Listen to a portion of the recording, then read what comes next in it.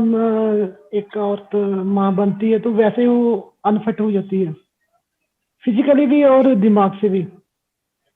क्योंकि एक नई जिम्मेवारी आती है तो उसको कैसे हैंडल करना है उसे खुद को भी पता नहीं होता। और जब पहली बार माँ बनती है तो वो और भी मुश्किल होता है। जी। तो मैं आपको बताना चाहती हूँ, मुझे इन परेशानियों का सामना नहीं करना पड़ा। मैं माँ जरूर हूँ लेकिन मेरी बेटी को जो है वो मेरी मम्मा है वो पाल रहे हैं। जी। तो मेरा जो मेरे हस्बैंड के साथ डिस्ट्रीब्यूट हो गया था तो 2017 में मैं वापस अपने मायके आ गई थी। जी। तो ड्यूटी बहुत करनी पड़ती थी। जी। कभी रात को बुला लेना, कभी दिन में बुला लेना। तो मैं एक दिन एक जो है ना FIR दर्ज की मैंने। जी। तो वो मैं करना नहीं चाहती थी। जी। मुझे कहीं ना कहीं लग रहा था कि ये जो मैं कर रही हूँ ना, ये लड़की जो है गलत बयान दे रही है। जी।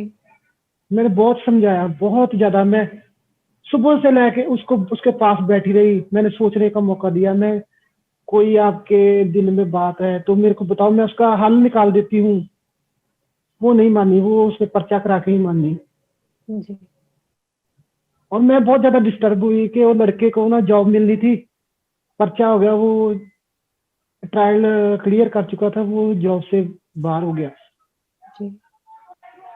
और मैं घर गई तो 11:30 का टाइम था, खाना खा के तो मेरे को नींद नहीं आ रही। और मैं अपने जो मेरा रूम है उसमें वो सारे टाइटल पड़े हुए हैं, मेडल पड़े हुए हैं। तो मैंने सारे मेडल उठाए और उनको अपनी छाती के साथ लगाया और जोर से रोने लगी कि मैंने क्या सोचा था अपनी लाइफ में और क्या हो गया। मेरी माँ ने जो है कपड़े सिलाई कर करके मेरे को प्लेयर बनाया। उसकी आंखें भी रह गई और मेरे तो सपने टूट गए। जी। जी। मैं जोर जोर से रोने लगी। जी। ऐसे लग रहा था कि जैसे कोई मर गया हो। तो हम बहुत जोर से रोते हैं। मैं बहुत कोशिश करी कि मैं नीचे धीमे रहूंगी, लेकिन मैं अचानक से इतनी आवाज आई, मेरी माँ भागी हुई आई।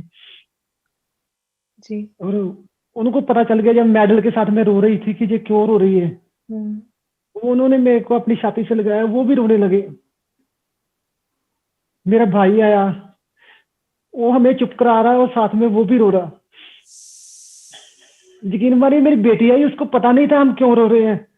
जी। वो मेरे से भी ज्यादा रो रही। जी। वो उस टाइम में मेरे ख्याल से 1.25 साल की होगी। अच्छा।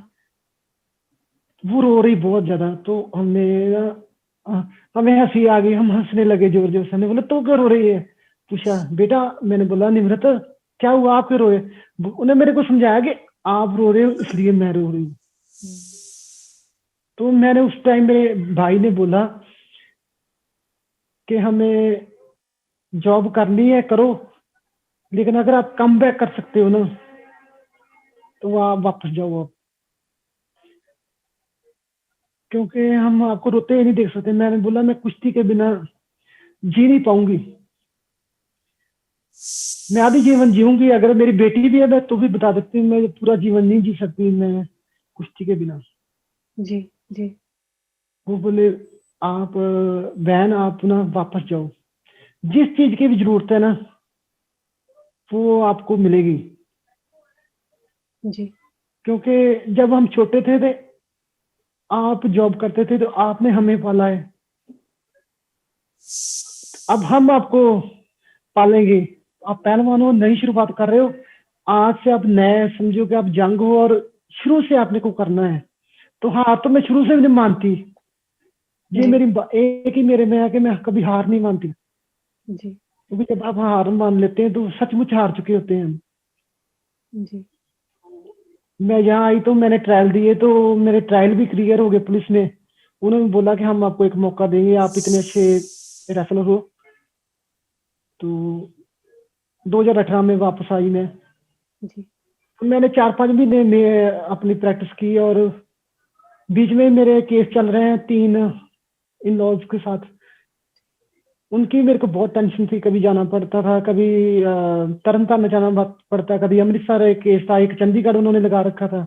जी लेकिन मैंने अपने आप को समझाया कि जीवन है, जी जो कठिनाइयां हैं वो इंसान को आती है, कभी जानवर को कोई कठिनाई नहीं आई, सही बात। कभी पेड़ को कोई कठिनाई नहीं आई, जी जो पंछी उड़ रहे हैं उनको कोई कठिनाई नहीं है, वो कहीं से भी जाके खा लेंगे। जी जी